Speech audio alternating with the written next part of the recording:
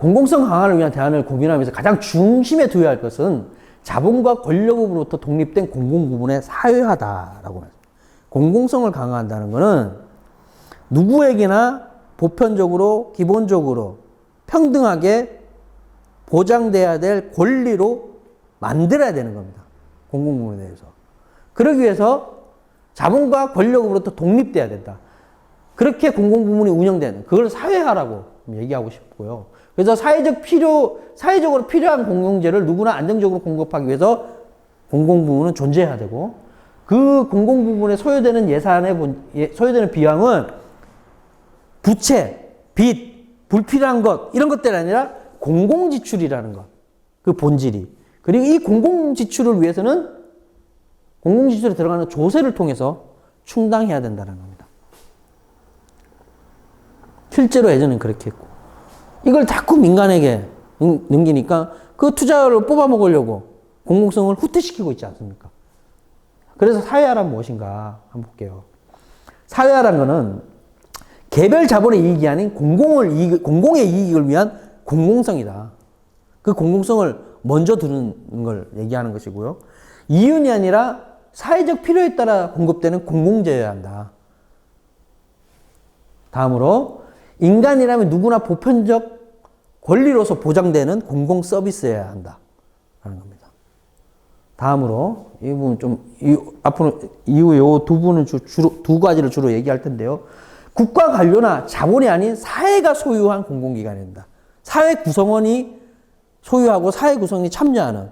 그러니까 국유화일 수도 있고 공기업일 수도 있는데 그것들이 그냥 국유화냐 뭐 공기업이냐가 아니라 그 소유를 통한 운영과 집행을 어떻게 사회 구성원이 함께해서 가져가고 민주적으로 운영하고 통치할 것인가 이것이 중요하다는 거죠.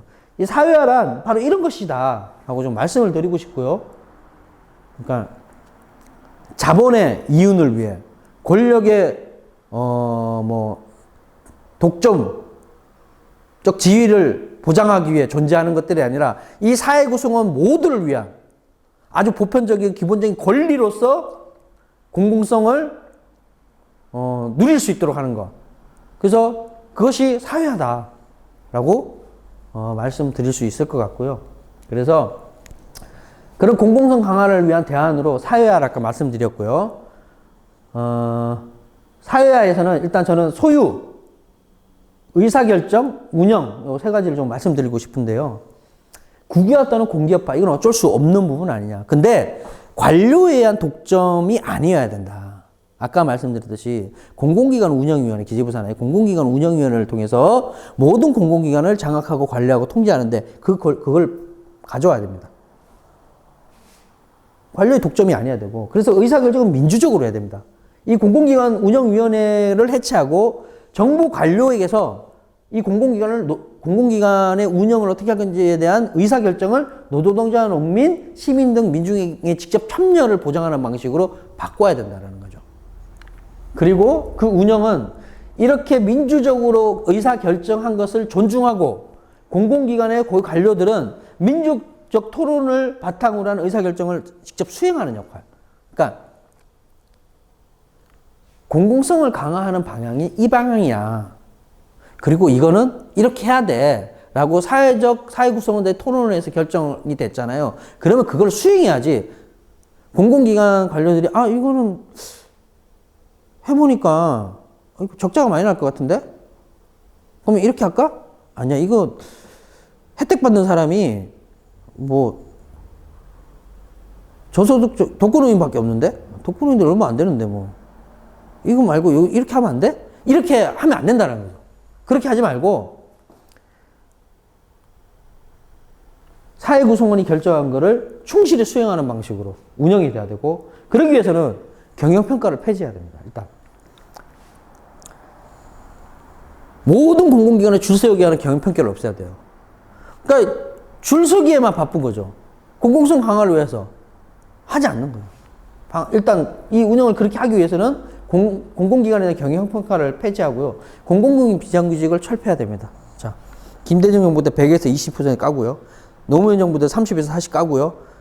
이명박 정부, 그럼 50% 까진 거잖아요. 여기서 또 이명박 정부 또 줄이고요.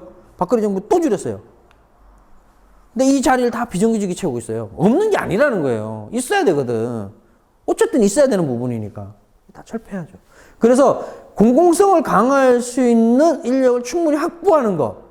그리고 이들이 실제로 민주적 의사결정 과정을 통해서 결정된 것을 충실히 수행할 수 있게 하는 것. 이것이 사회화를, 공공부문 사회화를 가기 위한 첫 번째 과제 아니냐. 공공기관의 제자리 찾기 하는 것들. 이런 부분이다. 라고 말씀드리고 싶고요. 다음, 공공성 강화를 위한 활동은 뭐가 있느냐. 첫 번째 노동조합을 얘기했는데요. 왜 그러냐면 실제로 IMF 구제금융 이후에 지금까지 공공부문 민영화를 저지하기 위한 가장 주요한 투쟁의 핵심엔 노동조합이 있었어요. 노동자들이 파업하고 노동조합을 통해서 파업하고 민영화 반대를 걸고 파업하고 그러다 해고되고 실제로 그 투쟁 과정에서 병을 얻어서 죽고 막 이런 노동자들 그리고 비정규직 정규직화를 막기 위해서 투쟁하고 이랬던 일들이 굉장히 많았거든요. 그리고 가장 크게 싸웠고 가장 선두에서 싸웠습니다. 그래서 일단 노동조합을 비롯해서 운동세력 조직이 민주적 재구축을 해야 한다. 민주적으로. 아까 말씀드렸듯이. 이거 하려면 가장 먼저 싸웠던 그리고 그걸 직접적으로 해야 될 사람들이 민주적 재구축해야 되는 거 아니냐라는 겁니다. 재구축해야 된다. 이걸 통해서 노동자적인 공적 가치 지향과 사회적 문제에 대한 책임성을 가져야 됩니다. 자, 그래서 민주노총이 처음 출범할 때 대사회적 요구로 내세웠던 것들이 의상의료 무상교육이 대표적인데요. 최초의 무상의료 무상교육을 얘기했을 때 다들 미쳤다고 그랬어요. 그게 되겠어? 넌 뜬구름 잡는 얘기 아니야? 이런 얘기 했습니다. 근데 이 운동이 지속되면서 어떤 일이 벌어지냐. 건강보험 보증성 강화라든지 이런 흐름으로 연결됐죠. 물론 만족스럽지는 않습니다. 건강보험 제도라는 제도는 좋지만 아직 보장성이 많이 떨어지죠. 그래서 우리가 민간보험에 굉장히 의지를 많이 하잖아요, 솔직히. 하지만 어쨌든 이 과정을 통해서 지금 문재인 케어까지 나온 것도 이 운동이 있었기 때문입니다. 무상교육? 그래서 반값 등록금, 어쨌든 반값 등록금까지 나온 거예요. 이 운동을 한 거죠. 미쳤다고 했어요. 하지만 이 구호는, 이 운동은 의미가 있었고요. 해야 되는 운동인 거죠. 그래서 이런 구호를 되찾고 외쳐야 합니다. 그래서 책임성을 좀 운동진영이, 그러니까 노동자들, 그리고 이 운동에 동의하는 사람들, 공공부문 민영화 저지에 동의하는 모든 사람들이 함께 이 운동을 다시 좀 해야 되는 거 아니냐. 그리고 실천을 중심에 놓자. 문 전 정부가 출범하고 나서 솔직히 공공부문 노동자든 그리고 공공부문 민영화를 반대했던 사람이건 간에 현재 각 영역별 뭐 에너지든 뭐 교육이든 어디 금융이든 이런 곳에서 공공부문에 대한 공공성을 강화하자고 주장하는 굉장히 선도적으로 얘기하는 그 운동 세력이 별로 없어요. 그러니까 문재인 정부에서는 이전 정부보다 민영화에 밀어붙이는 게 뭐 일부 중단된 것도 있고 약화된 것도 있지만 어쨌든 방치하고 있는 이것들에 그냥 주저앉아 있는 느낌이라는 거죠. 주저앉아 있다라는 거예요. 앉아 있기도 하거든요. 자, 이제 그러지 말고 다시 공세적으로 공공성 강화를 위해서 이야기해야 된다. 그러기 위한 실천을 중심에 놓고 해야 된다라는 거고요. 그리고 이 단결과 연대 기반을 실천으로 지역사회화 내는 그 실천 단결과 연대에 기반하고 지역사회와 함께 연대해야 된다. 자, 발전소를 하나 지으려면 환경영향평가도 해야 되고요. 지역 주민과 뭐 공청회도 해야 되고 설명회도 해야 되고 막 이런 절차들이 굉장히 많아요. 그죠? 공공기관 무슨 사업을 하나 하려면. 근데 그럴 때마다 항상 갈등이 생기고요. 문제가 발생하죠. 누구와? 그 지역 원주민들과. 근데 제일 답답한 건 뭐냐면 산자부에서 발전소 하나 짓겠어 결정해요. 그래서 발전회사에 오다를 때려. 그럼 발전회사가 계획서를 낼 거 아니에요. 그죠? 뭐 이런 식으로 진행된다는 거죠. 저기 부지가 괜찮네요. 짓겠습니다. 그러면 지역 주민들이 문제 제기를 하죠. 당연히. 그러면 어떻게 되냐. 정보를 투명하게 공개하고 그 결정 과정을 민주적으로 거쳐야죠. 다 들어와서 이 안에 결정은 해놓고 디지털을 너네 알아서 해. 이게 아니라 이 안에 다 들어와야 된답니다. 노동자도 들어와야 되고요. 자, 기후위기로 인해서 석탄 화력발전소가 폐쇄돼요. 그러면 중간 단계로 뭐 LNG 발전소 얘기도 나오고 재생에너지 사업도 나오는데 뭔가 또 지워야 되잖아요. 그죠? 그러면 이 과정에 그 노동자들도 들어오고 실제로 발전소, 화력발전소 없어졌다고 거기에 일하는 노동자를 다 해고할 수는 없는 거 아닙니까? 그 노동자들도 다시 일을 해야 되니까 계속 안정성은 필요한 거니까요. 자, 들어와야 돼. 그리고 그 계획을 추진하는 관료들도 있을 거 아닙니까? 그죠? 들어와야 돼. 그리고 지역 주민들 들어와야 돼. 그래서 그 안에 정보를 다 열어놓고 공유하고 발생되는 문제는 어떻게 해결할 건지 주민들이 얘기하는 것들, 소위 민원이라고 얘기하는 거죠. 근데 그 민원을 어떻게 함께 슬기로 극복할 것인지 이 안에서 다 같이 논의를 해야지. 그렇게 돼야 된다는 거예요. 그러기 위해서 공공부문의 공공성 강화를 해야 된다고 생각하는 많은 세력들이 함께 이 실천을 해야 됩니다. 이 실천. 지역사회에서 함께. 그런 활동들을 하지 않고 제각각 떨어져서 자기 주장만 하고 실제로 위에 책임질 사람들은 아무런 책임도 지지 않는 이런 구조. 이제 중단해야 된다는 거죠. 공공성 강화를 위해서 이런 활동들을 이제 지금부터 다시 해야 되는 거 아니야. 라는 겁니다. 민영화 저지하는 방식과는 달라야 되는 거죠. 민영화를 저지하는 것과 공공성을 강화하는 거는 같으면서도 약간 다른 문제니까. 그러기 위해서는 이런 과정들을 충실히 밟아줘야 공공성이 강화될 수 있지 않을까라는 겁니다. 그래서, 공공성 강화 찾아보니까 별로 없어요. 공공성 강화한 게 뭐가 있지?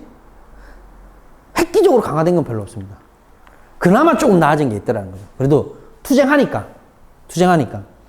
건강보험제도인데요. 복지제도가 미흡한 한국에서 건강보험제도, 이 제도 자체는 굉장히 좋은데 보장성의 문제라든지 여러 아직 문제는 있죠. 문제는 있지만 어쨌든 건강보험으로 제도를 한번 보겠습니다. 4.19 혁명 이후에 공적의료보험 제도 도입이 논의가 됐는데 5.16 군사 쿠데타가 발생하고 박정희 정권이 폐기합니다. 77년에 도입이 되는데 거의 뭐 개판이죠. 정경련이 주체가 돼서 시행했고요. 도입 배경을 한번 볼게요. 일단 밑에서부터 보겠습니다. 전태일 열사 분신 이후에 성장한 노동운동, 사회운동인과 만나서 방정부 투쟁으로 확산되는 것을 막겠다라는 의지가 있었습니다. 그리고 당시에 북한이 60년대, 70년대 중반까지만 해도 북한의 경제력이 굉장히 높았죠. 근데 북한이 무상의료를 하니 체제 경쟁적 측면에서 필요한 부분도 있었고요. 도시화가 되면서 농촌에서 서울로, 도시로 인구가 집중되는 과정에서 서울 등의 취약 지역에 대한 대응이 필요했습니다. 그리고 안정적인 노동력이 필요했고요. 예. 자본의 기업 부담을 경감시키기 위해서 필요했습니다. 여러 요인들로 인해서 도입되었다고 볼 수 있고요. 그래서 87년 6월 항쟁과 7, 89 노동자 대투쟁을 겪으면서 88년에 건강보험의 노조가 만들어집니다. 이 노동조합이 이제 본격적으로 건강보험 통합과 건강보험 제도 통합과 건강보험 보장성 강화를 위한 본격적인 투쟁을 하죠. 파업도 하고 해고도 되고 막 합니다. 그래서 지금까지 왔어요. 어쨌든 그래서 2000년대 건강보험을 통합하고 이렇게 왔습니다. 작년에는 모든 병원비를 건강보험 하나로 하자 이런 운동들도 했죠. 아직까지 되고 있지 않은데 예를 들어서 건강보험 제도가 잘 돼 있어요. 무상의료가 됐어요. 그러면 우리가 민간의료보험을 집집마다 많이 드는데 어떤 집 보니까 뭐 가족 다 하니까 한 50만 원, 어떤 데 20만 원, 30만 원 뭐 이렇게 들더라고요. 무상의료가 돼요. 그러면 민간보험을 들까요? 저는 안 들 것 같아요. 저희 집은 안 들 것 같아요. 그 돈이 다 민간보험회사로 가지 않는다고 생각해 보세요. 얼마나 좋겠습니까? 하지만 건강보험제도의 공적 역할을 강화하는 걸 끊임없이 방해하는 세력들은 아직 있습니다. 그래서 그 투쟁해서 어떻게 됐냐. 코로나19 본인 부담금 차이를 한번 보면요. 한국은 치료비가 한 1,000만 원 정도 든다고 합니다. 미국은 4,300만 원인데 같은 치료를 하는데 뭔 차이인지는 잘 모르겠는데요. 구체적으로 제가 하긴 하진 않았는데 요거는 한번 본인 부담금이 미국은 4,300만 원 치료비를 전액 본인이 부담해야 되는데 한국은 본인 부담이 0원입니다. 건강보험제도 그나마 해놨기 때문에 이런 제도가 있기 때문에 이 제도를 유지하고 좀 낮게 다듬었기 때문입니다. 과거에 안재욱이라는 배우가 지주막하 출혈로 미국 갔다가 쓰러져서 수술했는데 45만 불이 나왔다고 해요. 한국 돈은 한 5억 정도인데 저 당시에 이 지주막하 출혈로 쓰러져서 병원에 입원해서 수술하고 입원하고 했을 때 한국에서 그랬으면 한 500에서 1,000만 원 정도 나온다고 합니다. 한 10배, 최소 10배가 더 나온 거죠. 그러니까 이 차이라는 거죠. 그나마. 근데 아직 멀었습니다. 더 가야 된다는 거죠. 자, 아까 말씀드렸듯이 그래도 계속 공격하고 있다. 공공의료는. 삼성경제 보고서에서 민간보험 활성화 전략이라는 게 있는데 삼성은 워낙 많이 하니까 그 중에 하나만 갖고 온 겁니다. 민영의료보험의, 이게 오타입니다. 예, 보험의 발전 단계를 보면 현재 한 4단계 일부 시행되고 있는데요. 최근에 이제 실손보험 제도가 워낙 적자가 심해서 뭐 제도 개선을 하겠다. 근데 이제 실손보험을 한 번도 안 타먹은 사람 뭐 1%, 뭐 2%, 뭐 몇 프로인가 뭐 이렇게 보험료를 깎아주는데 타먹은 사람은 100%, 200% 보험료를 올리겠다 이렇게 얘기하죠. 배보다 배꼽이 큽니다. 자, 여기 보면 이게 삼성 당시에 이제 자료인데 이게 뉴스타파에서 발표한 뭐 기사를 캡처한 건데요. 개인 의료 기록을 활용한 플랫폼 및 서비스 산업. 아까 전에 문재인 정부의 디지털 뉴딜에 있는 거죠. 근데 이거는 실제로 꽤 오래전부터 준비했던 겁니다. 그래서 차근차근 가고 있죠. 그래서 지금 한 요 정도인데 정부 의료처가 연계해서 실손보험, 그러니까 건강보험으로 부족한 거를 요걸로 채우겠다 이런 거죠. 정부가 장려하기도 했고요. 그래서 최초의 민영보험은 정액 방식의 암보험, 정액 방식의 다질암 보장, 후불 방식의 준실손보험 이렇게 흘러오다가 실손 의료보험이 왔는데 이것도 이제 일부 완전한 단계는 아닌 거죠. 그리고 이후에는 병원과 연계된 부분 경쟁형, 그러니까 건강보험 제도랑 민간보험제가 경쟁하는 체제로 갈 겁니다. 그래서 건강보험 체제를 어떻게든 고사시키는 방식으로 가겠죠. 그러면 정부 보험을 완전히 대체하는. 그래서 삼성병원을 가면 삼성생명에 가입한 사람만 가야 돼요. 근데 삼성생명에 가입하려면 아까 말한 디지털 유전자로 해서 내 개인정보, 의료정보를 삼성생명이 다 가지고 있어요. 그래서 당신은 이것 때문에 안 되고, 이것 때문에 안 되고, 이것 때문에 안 되고, 이러려면 더 돈을 더 내야 되고, 이런 얘기를 할 거죠. 그러면 삼성생명에 가입할 수 있는 조건이 굉장히 까다로워지겠죠. 그럼 삼성병원을 못 가는 거예요. 대형병원을 그런 식으로 활용한다는 거죠.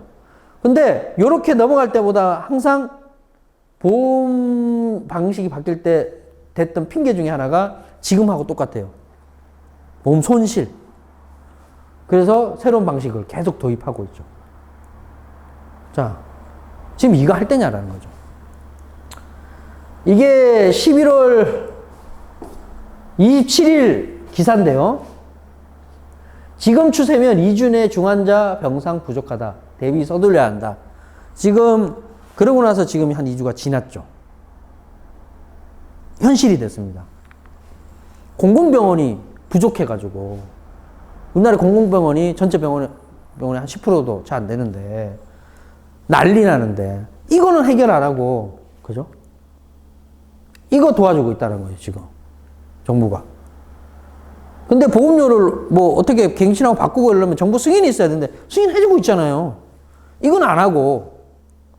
자, 유럽은 확진자가 우리보다 많아요. 근데 공공병원을 코로나 발생하고 나서 지금까지 공공병원 병상을 굉장히 확충해 놨잖아요. 그러니까 의료체계가 붕괴된다는 얘기는 없어요. 붕괴된다는 건 일본 뭐 얘기하고 있고 미국, 한국 이 정도죠. 일강에서 얘기를 했잖아요. 정영준 그 선생님이. 그런 것처럼 이거는 안 하고 지금 엉뚱한 짓 하고 있는 거예요. 지금 600명, 500명 유지되는데 병상이 없다고. 지금 난리래잖아요. 마비된다고. 근데 서울 삼성병원이나 뭐 대형 민간병원에는 코로나 중환자를 받지 않아요. 이거 해결해야죠. 공공병원을 더 확충하든지 공공병상을 늘리는 방식들. 이건 하지 않고 이걸 해주고 있다라는 겁니다, 지금. 이 단계를 넘어가기 위한 과정을 이 안에서 쭉 밟고 있는데 이걸 해주고 있는 거예요. 그래서 공공부문의 공공성을 강화하기 위한 투쟁이 필요하다는 겁니다. 특히 문재인 정부는 이 의료에 대한 민간이 그러니까 의료에 공적 의료에 침투하는 과정을 굉장히 폭넓게 보장하고 시작했다는 겁니다. 지금.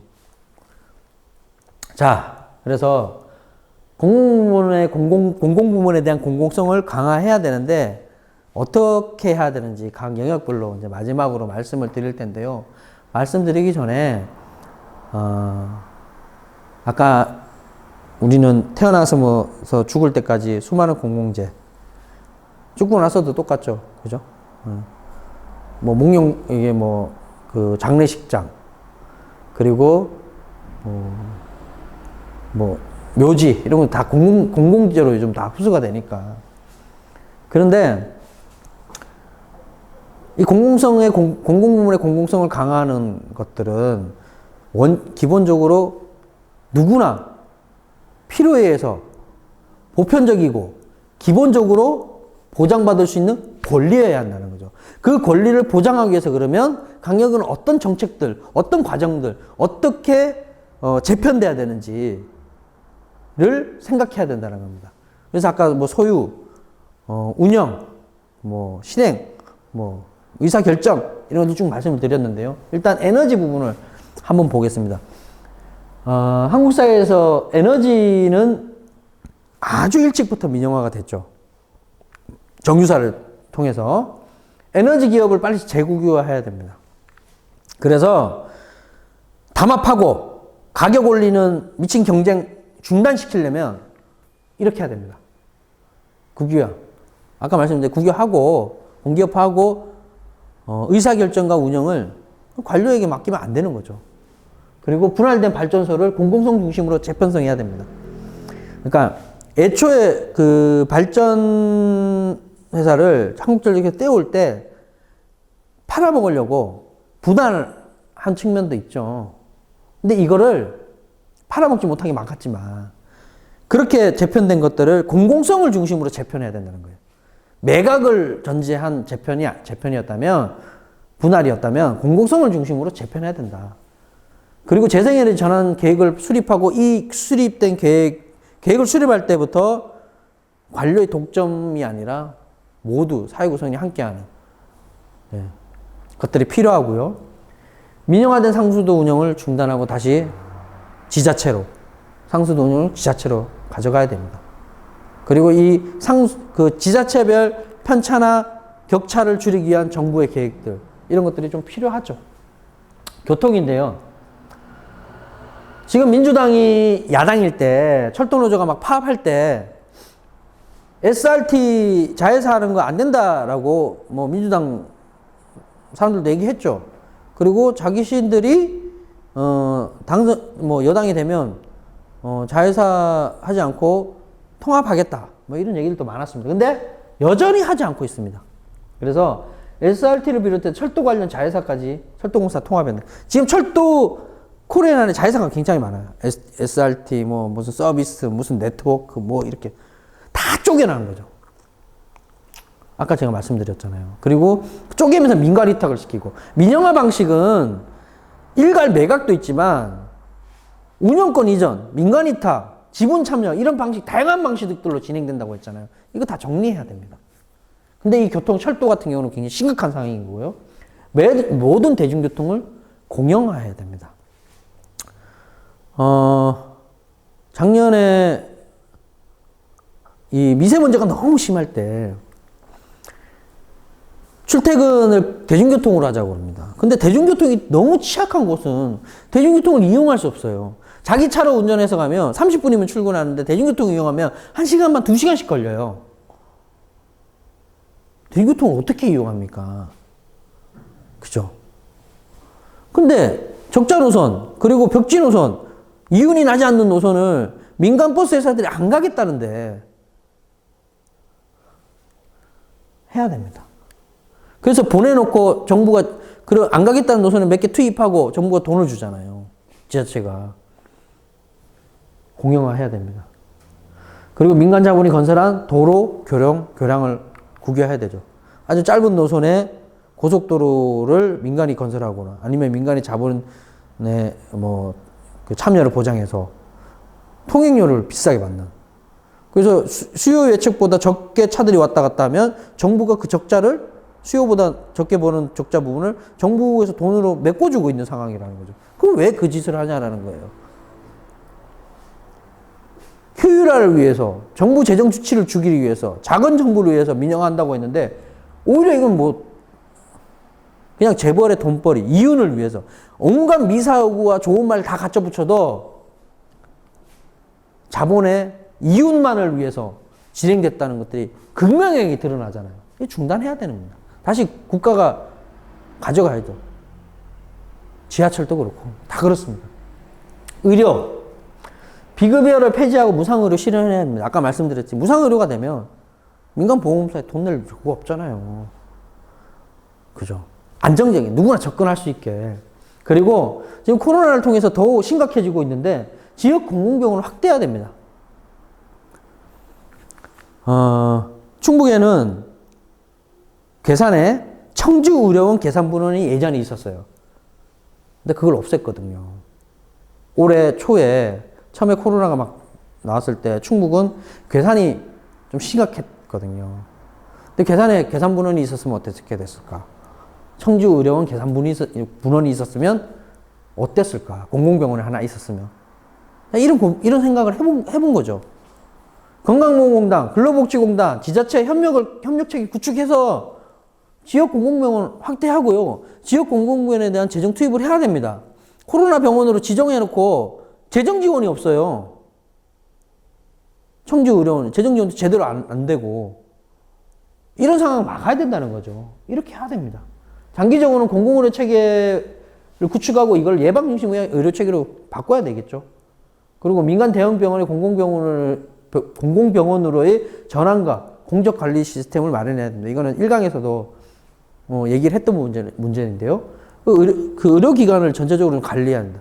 의료기관들이 어디는 보건복지부 소속, 어디는 고용노동부 소속, 어디는 교육부 소속, 막 이런 식으로 다 찢어져 있어요. 그러니까 이걸 관리가 안 되는 시스템이.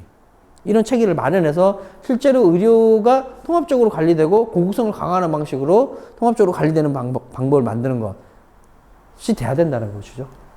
다음은 교육인데요. 대학까지 전면 무상교육을 해야 됩니다. 그래서 실제로 우리나라 교육 정책과 교육 제도는 입시 정책과 입시 제도를 중심으로 움직이잖아요. 이거 깨야 됩니다. 이 강에서도 얘기했던 건데. 그래서 입시를 폐지해야 됩니다. 지금과 같은 입시를 폐지하고요. 대학 평준화를 통한 서열화를 무력화시키고 그리고 무상교육을 실시해야 됩니다. 이 무상교육은 실제로 의료 이런 것과 연결이 되잖아요. 공공의대를 확충해서 그죠? 무상교육을 하고 거기서 졸업한 사람들은 실제로 공공의료기관에 종사하는 공무원이 되거나 준공무원의 역할을 줘서 실제로 공공의료를 기반을 닦는데 가게 해야 된다는 거죠. 그러기 위해서 국가가 책임을 져야 되는 거고. 그런 작업을 왜 못하냐는 거죠. 하자라는 거죠. 그리고 사회화된 공공기관을 공공소유로 전환하자라는 겁니다. 그리고 모든 교육기관에 교육주체가 개입하고 통제하는 운영기관을 구성하자.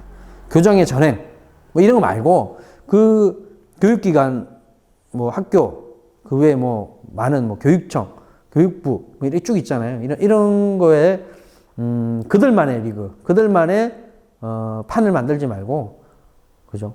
교장, 교육감, 교육부 장관 이렇게 하지 말고 그것들을 운영하는 운영위원회를 통해서 이 교육을 어떻게 교육정책을 누구나 보편적이고 기본적인 권리로서 누릴 수 있도록 만드는 교육정책을 어떻게 할 건지 그런 제도를 어떻게 만들 것인지를 이런 위원회를 구성해서 한번 해보자라는 겁니다. 다음 주택인데요.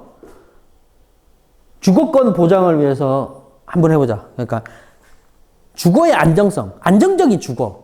그러니까 주택을 얼마나 보급할 거냐. 이게 지금 핵심이잖아요. 아무리 주택 보급률이 많으면 뭐합니까? 안정적인 주거를 어떻게 담보할 것인가가 없는데. 어떤 정권에서 부동산이 얼마나 더 뛰었고 어떤 정권에서 덜 뛰었고 이게 중요한 게 아니라 뛰긴 다 뛰잖아요. 그 이명박 정권 때 부동산 값이 지금보다 적게 뛰었지만 다 집사라고 가계부채를 1000조 이상 만들었잖아요. 그러니까 이게 그냥 집을 그러니까 소유의 관점으로 주택 보급 이런 게 아니라 안정적인 주거를 어떻게 하면 확보할 것인가. 내가 집을 소유하지 않아도 10년, 20년 안정적으로 30년 주거할 수 있도록 사는 곳으로 돈을 주고 사는 것이 아니라 사람이 거주하고 살 수 있는 곳으로 할 거냐. 이 전환을 한번 해야 된다. 다음으로 불로소득, 부동산 불로소득은 완전히 환수해야 됩니다. 이건 투기거든요. 투기에는 봉쇄해야 됩니다. 투기를. 그리고 장기적으로는 국토를 국유화해야 된다고 저는 생각을 하는데 현재 상위 10%가 전체 토지의 한 97%를 소유하고 있는데 기업에서 공장에서 물건을 만들면 기계가 있고 공장에서 물건을 만들었어요. 물건을 내보내 팔면 또 물건을 찍어내면 돼요. 시계 비교하면. 근데 토지가 있어요. 우리나라 땅덩어리에 집을 지었어요. 그러면 집을 지으면 이 토지 위에 집을 지으면 그냥 땅이 또 그만큼 생기는 건 아니잖아요. 집 지을 땅이 계속 죽은 거 아닙니까? 그럼 전국도에 다 집 갈 거예요? 바꿔야 된다는 거죠. 그래서 토지에 대한 운영 방법식도 좀 바꾸고 주택을 주거의 안정성을 보장하는 방식으로 어떤 방식으로 뭐 거주하든 소유하든 간에 주거 안정성을 보장하는 방식 이것들이 돼야 된다는 겁니다. 다음으로 금융인데 실제로 아까 말씀드린 이명박 정권 때 국채은행 국가가 소유한 은행들을 다 매각해서 민영화했잖아요. 그래서 투기 자본화 시켜내고 금융 투기를 확산시키는 이런 상황들이 만들어졌는데 은행 국유화를 통해서 이것들을 한번 막아보자라는 겁니다. 그래서 우리 금융지주 뭐 이런 식으로 쭉 가서 뭐 말도 안 되는 상품들 팔아넘기고 막 이렇게 했는데 이런 거 하지 말자는 거죠. 예? 사모펀드 이런 거 갖다 팔고 투기하고 이런 거 하지 말자는 겁니다. 그래서 은행은 돈이 모이는 곳이고 이 돈을 적절하게 이 사회가 필요한 곳에 제대로 공급될 수 있도록 해야 되는데 이거를 투기의 목적으로 아니면 재벌을 위해서 이렇게 해버리면 이 공공성은 다 훼손되잖아요. 그래서 이런 은행을 국유화해야 됩니다. 장기적으로는. 그리고 가계부채를 탕감해야죠. 이 가계부채는 실제로 정부 정책에 의해서 만들어진 거예요. 가계부채는. 정부의 정책에 따라서 빚내서 집 사고 카드 쓰고 막 이렇게 해서 만들어진 게 가계부채잖아요. 예전에 카드 광고 보면 부자 되세요. 그걸로 해서 카드 대란이 일어났던 거잖아요. 그러니까 금융에 이런 국가 정책에 의해서 이런 것들이 많아졌고요. 국가주도 투기자본 정책을 중단해요. 산업은행, 연기금 금융화 이런 것들 이 대표적인 건데요. 국가가 나서서 투기자본화가 되고 있어요. 이거 하지 말자는 거죠. 그리고 산업은행 및 금융기관 소유한 국영기업들을 매각을 중단해야 됩니다. 대우조선, 대표적인 게 대우조선이 있죠. 이런 국유기업들을 민간에 넘겨서 민간의 돈벌이로 만드는 이런 작업들 그만하는 거. 그러니까 손실은 사회화시키고 이익은 재벌을 위해서 개인적 사유화의 과정을 만들어주고 이렇게 하지 말자는 거죠. 그게 금융의 역할일 것 같고요. 통신은 KT를 비롯해 독과점 통신기업 재국유화해야 됩니다. 애초에 국유화되어 있던 거잖아요. 공기업이잖아요. 한국통신. 그죠? 이것을 민영화하면서 민간기업 경쟁을 확산한다는 명목으로 또 뭐 시장을 열고 이렇게 했는데 이걸 다시 국유화해야 됩니다. 아니, 통신비 원가를 몰라요. 우리가. 통신비 원가를 모르니까 계속 막 이게 과도하게 통신비가 책정돼도 어디 가서 하소연할 데가 없는 거죠. 밝혀졌는데 밝힌 다음에 뭐 어떻게 해. 그들의 부당이익이 그들이 그것으로 인한 부당이익이 뭐 과징금이나 이런 것보다 훨씬 큰데요. 독점적 이윤을 보장해주고 있잖아요. 이거 중단시키려면 이 방법밖에 없습니다. 통신 부분은 완전한 민영화된 상태, 재국가부터 시작하지 않으면 잡을 수가 없어요. 실제로는. 그러니까 이런 문제들이 있다. 그래서 공공부문의 공공성을 강화하기 위해서는 공공부문을 사회화해야 되고, 그 사회화를 하는 과정에서 각각의 공공부문들은 어떤 방향을 잡고 어떻게 가야 되는지를 지금까지 얘기를 했고요. 자, 다시 한번 말씀을 드리겠습니다. 지금까지의 공공부문 투쟁은 민영화 사회화 저지 투쟁이었습니다. 이제 진짜 공공성 강화를 위해서는 공공성 강화라는 목적을 가지고 투쟁을 다시 해야 될 것이고요. 투쟁한 만큼 지키고 바꿨습니다. 그래서 공공성 강화는 그리고 공공성 강화는 사회화를 통해서 실현해야 되지 않을까라는 생각을 하고요. 현재 의료 민영화를 중심으로 해서 의료에 대한 민간의 투입, 침투를 저지하기 위한 투쟁들이 지금 다시 진행되고 있는데, 이 투쟁들과 함께 이번 코로나를 겪으면서 공공병원의 중요성이 다시 대두되고 있잖아요. 공공병원을 확충하는 투쟁, 우리 이런 것들도 지역에서 한번 해봤으면 좋겠습니다. 지역사회와 함께. 그리고 파괴된 공공성을 확보하기 위해서 어떤 활동을 할 건가? 지역 난방공사의 문제라든지 우리 지역에, 그리고 발전소 건설, 이제 기후 위기 대응을 위한 발전소 건설의 문제라든지 이런 것들이 계속 우리 앞으로 올 텐데, 그럴 때마다 이 공공부문이 내 공공성을 강화하는 방식으로 가야지, 그때 대응하는 방식, 그런 방식은 중단해야 되지 않을까. 그래서 이 논의의 장을 우리부터 좀 열고, 이게 당장 제도화되지 않더라도 이 공간 안에 노동자들도 참여하고 지역사회도 참여하고 운동세력도 참석해서 실제로 기후위기 대응을 위해 하는 과정에서 공공성을 어떻게 확보할 수 있는지, 그죠? 코로나19를 대응하면서 공공성을 어떻게 확보할 것인지, 그죠? 전기, 가스, 이런 석유, 이런 에너지와 관련된 공공성을 어떻게 확보할 수 있는지, 교육에서 공공성을 어떻게 확보할 수 있는지, 이런 것들 우리가 우리의 공간들을 좀 넓히고 함께 논의하는 과정 속에서 이 대안을 가지고 공공성 강화를 요구하고, 그것이 실현되고 그것이 제도화되고 정책으로 집행될 수 있도록 하는 것. 물론 정치에 맞닥뜨리게 되는데, 그만큼 정치적 힘이 있어야 우리의 의견이 반영되는 거니까요. 그 정치적 힘을 구축하는 과정, 지금부터 우리 내에서 한번 논의하고 공공성 강화에 대한 담론을 다시 한번 만들어보자. 주저앉아 있지 말고. 민영화 막는데 많이 힘든 거, 힘들었죠. 다 힘들었죠. 힘들었지만 다시 한번 이 자리에 주저앉지 말고, 막아놨던 그곳에 발을 딛고 일어서서 한 발 더 나가서 공공성 강화를 할 수 있었으면 좋겠다는 생각을 하면서 제 이야기를 마칠까 하고,